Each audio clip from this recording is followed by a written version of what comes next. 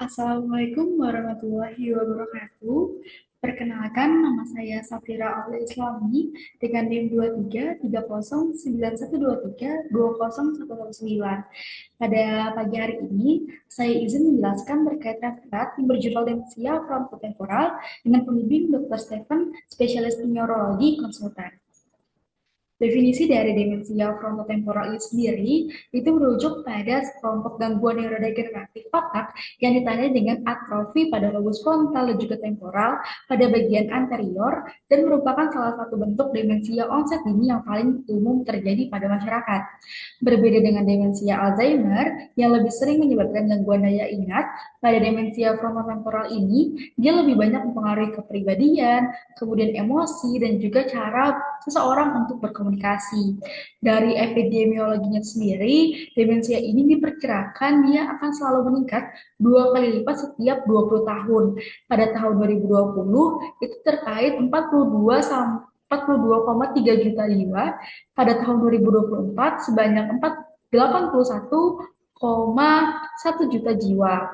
Frontotemporal demensia ini merupakan demensia onset dini kedua yang paling umum setelah demensia Alzheimer dengan prevalensi itu berkisar antara 3% sampai 26%, di mana kasus demensia frontotemporal ini sering sekali tidak terdiagnosis atau bahkan salah terdiagnosis sebagai gangguan dari psikiatri.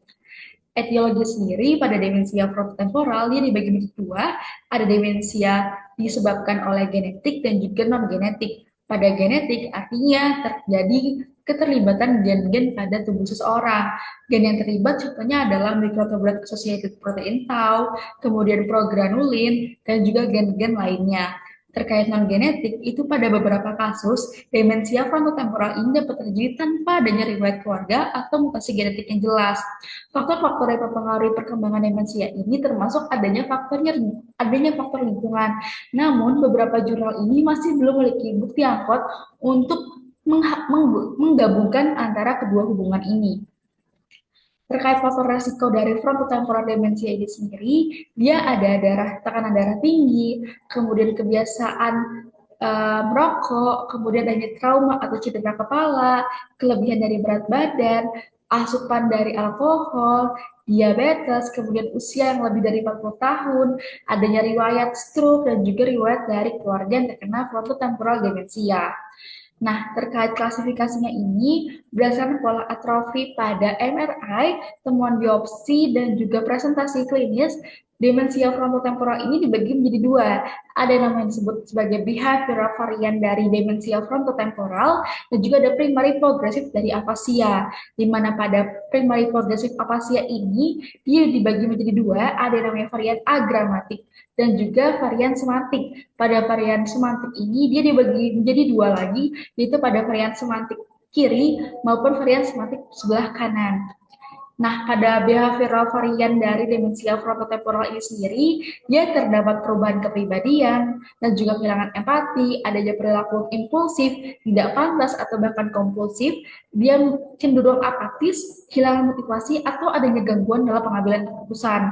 Terkait varian bahasa atau primary progressive aphasia, dia dibagi menjadi dua, ada non-fluent dari varian dan juga semantik varian. Nah, pada non-fluent dari primary progressive aphasia ini dia terjadi gangguan bicara atau dia sulit untuk menyusun kalimat. Pada varian semantik dia sulit memahami kata dan nama benda. Pada manifestasi klinis secara umum pada demensia frontotemporal ini sendiri, dia ada perubahan perilaku dan juga kepribadian. Contohnya, menjadi lebih kasar, kurang peduli terhadap perasaan orang lain, atau adanya hilang rasa empati. Kemudian ada perilaku yang tidak pantas di depan umum, seperti bicara kasar atau melakukan tindakan impulsif. Kemudian adanya sering mengulang-ulang suatu aktivitas atau kebiasaan aneh. Misalnya, dia mengetuk-ketuk meja, atau bahkan mengumpulkan barang secara berlebihan. Yang kedua itu adalah gangguan berbicara dan juga berkomunikasi.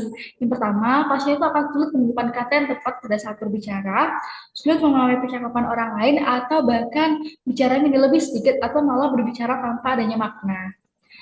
Kemudian adanya kurang peduli terhadap diri sendiri. Hal ini dapat bermanifestasi klinis sebagai tidak lagi menjaga kebersihan atau kerapihan dini, kemudian kurang perhatikan makanan juga nutrisi dari yang pasien makan, kemudian tidak merasakan adanya masalah atau perubahan di dalam dirinya. Yang kemudian adanya perubahan pola makan dan kebiasaan. Nah, perubahan dari pola makan dan kebiasaan seperti makan berlebihan, atau selalu makan makanan yang manis, tidak bisa mengontrol kebiasaan makan, makan terlalu cepat, atau makan terlalu banyak, itu akan salah satu masuk ke dalam manifestasi klinis dari frontotemporal demensia. Nah, ini merupakan bagian atau klasifikasi dari frontotemporal demensia. Dia dibagi menjadi 4, ada disebut sebagai behavioral varian, dan juga ada varian semantik, progressive non-fluent apasia, dan juga keterlibatan dari motor neuron. Nah, pada behavioral varian ini sendiri, dia adanya dominan gangguan perilaku dan juga kepribadian. Kemudian pada demensia semantik, dia adanya gangguan pemahaman, bahasa maupun dari makna suatu kata. Pada progresif non-fluent afasia ini sendiri, dia ada gangguan dari produksi bahasa. Yang terakhir itu terkait dengan motor neuron, di mana nantinya dia akan berkaitan dengan gangguan motorik seperti ALS. Kemudian apabila dia digabungkan, dia akan menjadi frontotemporal lobar degeneration atau FTLD. Nah, FTLD sendiri adalah substrat patologis dari FTD. Nah, penyebab utama dari FTD seperti yang sudah dijelaskan sebelumnya, itu merupakan degenerasi dari lobus frontal dan juga temporal. Dia nantinya akan diklasifikasikan kembali berdasarkan jenis protein abnormal yang menumpuk dalam sel saraf. Nah, dalam 3 kelompok utama ini, yang pertama ada FTLD tau, yaitu akumulasi dari protein tau. Contohnya adalah peak disease, kemudian ada verticobasal degeneration, dan lain sebagainya. Kemudian yang kedua, itu adalah FTLD TDP atau akumulasi dari TDP 43, di mana dia menjadi 2 tipe, ada tipe 1, tipe 2, kemudian nanti juga pada beberapa literatur mengatakan ada tipe 4 dan juga tipe 3. Yang terakhir itu adalah FTLD F2S, di mana dia adanya akumulasi protein F2S. Nanti dia ada 3, yaitu NIFED, BIBD, dan juga FTLD-U. Kemudian ini merupakan penjelasan dari tabel sebelumnya.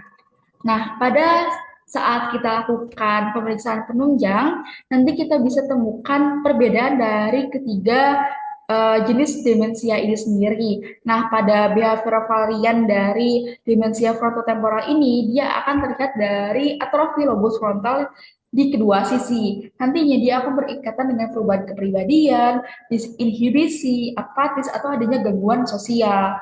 Kemudian ada semantik demensia, di mana atrofinya itu terutama di lobus temporal di bagian anterior. Dia lebih dominan di satu sisi. Nantinya dia akan berkaitan dengan gangguan pemahaman bahasa, kesulitan mengenali objek, atau kehilangan dari suatu makna kata.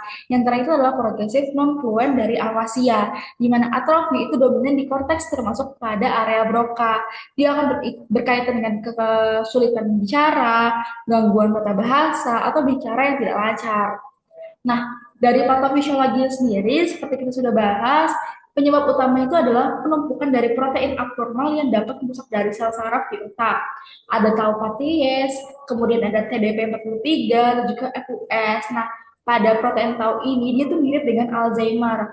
Kemudian ada TDP43, nah protein ini dia menyebabkan dari kematian suatu neuron. Yang terakhir itu adalah FUS, itu lebih jarang terjadi dan dia lebih sering terjadi pada usia muda. Kemudian patofisiologi dari mekanisme kerusakan ini sendiri, itu dia ada di lobus frontal, kemudian lobus temporal juga disfungsi dari neurotransmitter. Untuk lobus frontal ini sendiri, dia akan mempengaruhi dari kepribadian juga perilaku. Adanya atrofi di bagian korteks prefrontal itu dapat menyebabkan kehilangan kontrol sosial, apatis, atau bahkan impulsif. Kemudian di bagian lobus temporal, nah pada bagian lobus temporal ini sendiri, dia akan menyebabkan keterlibatan gangguan bahasa dan juga pemahaman. Adanya atrofi di konteks bagian temporal anterior itu akan menyebabkan kesulitan memahami kata atau menyebabkan sebuah benda. Apabila dia kerusakan di area Broca, maka dia akan menyebabkan gangguan bicara atau primary apasia.